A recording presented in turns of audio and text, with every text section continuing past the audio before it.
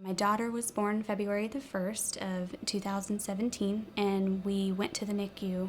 During that time, we stayed there for about 21 days. It's a scary time. It's a really scary time, actually. And the first day we met Karen was just a godsend. She calmed us down in a time that we had no idea what was going on. And Karen actually remembered another family that she had cared for in the NICU. She had maintained a relationship with that family, no surprise there. And so she actually took it upon herself to connect Anna, the mother of the baby, with this mother who had been through this situation. This syndrome is called Rubinstein-Taybi, and it's very rare. It's about 1 in 350,000 that will have it. And so the odds that Karen had taken care of another baby with RTS was crazy. And I think Karen connecting the Browns with this family, you could see the change in their, you could see it in their eyes really, but you could see it in the way they cared themselves, their confidence with their baby. We got in contact with this amazing community of parents that had been down this road before, that had walked the same walk that we were walking. And Karen's responsible for that, and she didn't tell anyone about it.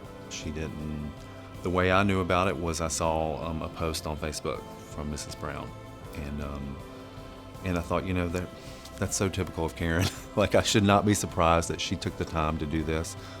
She just kind of took our hands and led us down a road that helped us so much. If it wasn't for Karen, if we never found that community, I don't know where we would be right now. I don't know if my daughter would be at the point that she is right now, and she's thriving and doing well.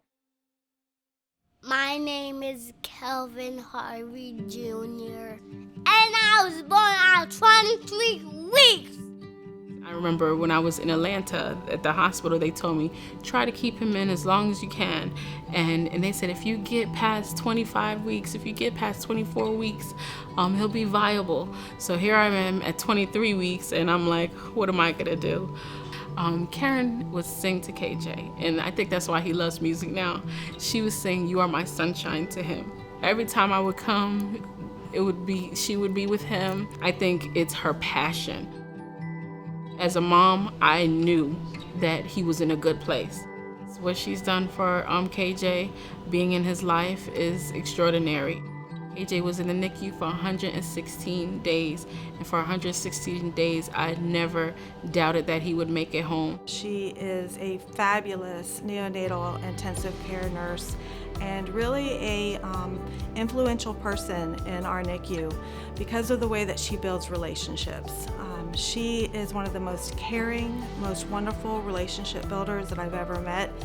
One of the things that we have our parents do in the NICU is kangaroo care, so we have them take their babies and put them skin to skin, moms and dads. Every year there's a National Kangaroo Day, so Karen kind of around that day kind of put together an effort here in our NICU to promote it, and she dressed up as a kangaroo, which makes me laugh, but that's like, I would never do that, right?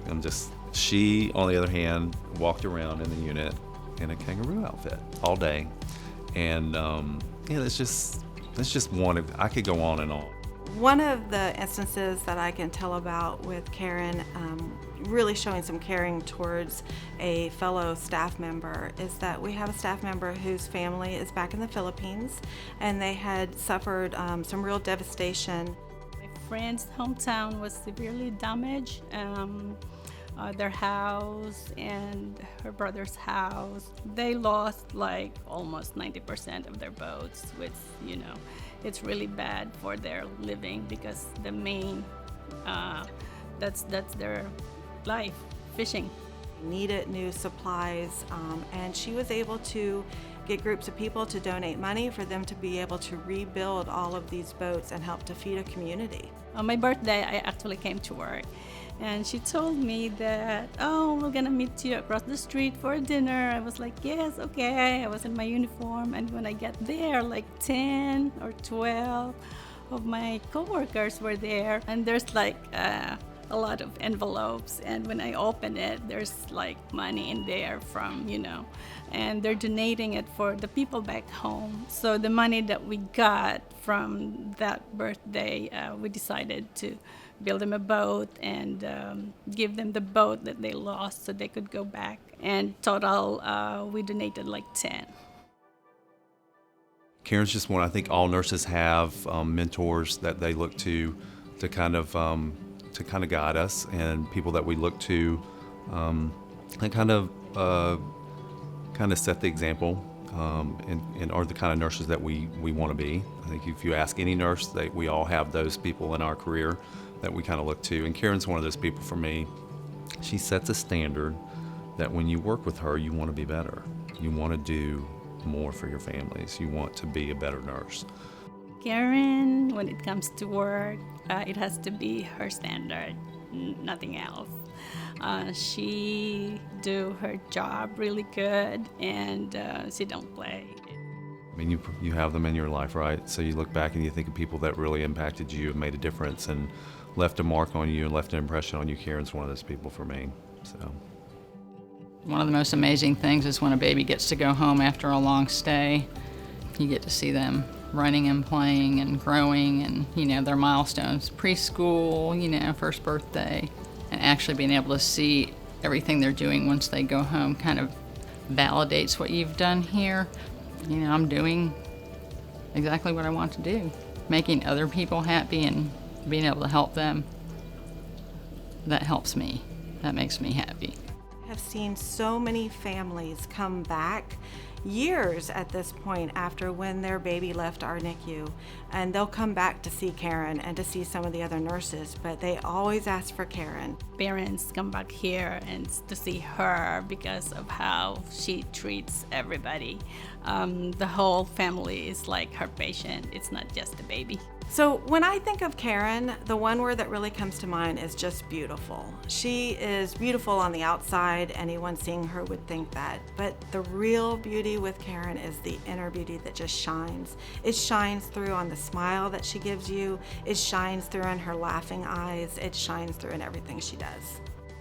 Karen, first of all, congratulations. You deserve this. I know you don't think that you do, but you deserve this so much. You're an amazing person, an amazing nurse. We're really, really lucky to have you as a nurse here at Piedmont, and I feel even luckier to have you as a friend and someone that is in my life. Not all heroes wear capes. A lot of them wear scrubs. I love you, not just a friend or a coworker, but you're my sister. This is such a well-deserved honor, and I hope you know that we are all rooting very, very much for you.